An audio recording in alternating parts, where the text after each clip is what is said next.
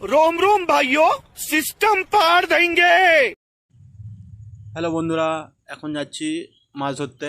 দুপুরবেলা কাজের থেকে বাড়ি এসে এখন বিকাল 4টে বাজে হয়তো। চললাম মাছ ধরার উদ্দেশ্যে। বৃষ্টির জল চারিদিকে হয়ে গেছে, পুকুর কানায় কানায়।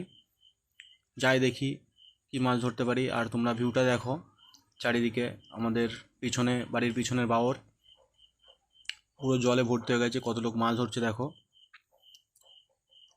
মাছ আটকানোর জন্য এই যে বাওরের যে মালিক, উনি নেট দিয়েছেন। যদিও আটকানো যাবে না হয়তো, কারণ যে পরিমাণ বর্ষা হচ্ছে মাছ আটকানো যাবে না।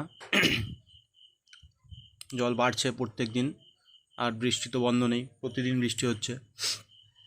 তা মাছ ধরার উদ্দেশ্যে বেরিয়েছি আজকে হাত ছিপে। দেখি কি মাছ ধরা যায়। দেখো বন্ধুরা, পুকুরের চারি সাইড দিয়ে লোক বসেছে, মানে যেখানে যেখানে ডাঙা আছে আর কি, মাছ ধরার জন্য। এখান দিয়ে আল ছিল পুকুরের, ডুবে গেছে পুরো বর্ষার জলে, এত পরিমাণ বেড়েছে। ছিপ ফেলে দিয়েছি বন্ধুরা চার করে।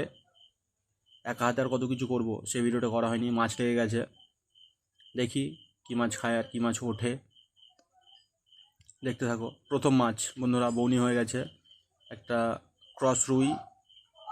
যদিও ছোট মাছটা, ছেড়ে দিতে হবে, কিছু করার নেই, কারণ ছোট মাছ রাখি না আমরা। আবার একটা পেয়ে গেছি, এটা মৃগেল মাছের বাচ্চা।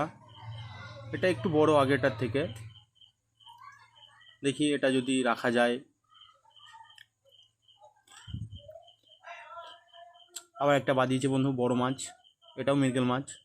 এটাও ছেড়ে দিতে হবে, ছোট।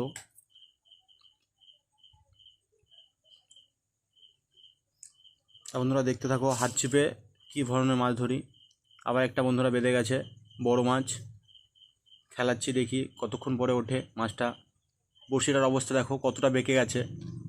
একটা বড় মৃগেল মাছ বন্ধুরা, 300-400 ওয়েট হবে হয়তো। হাতের মানে মাপের আন্দাজ তো নেই। এই মাছটা একটা মাছ নেব,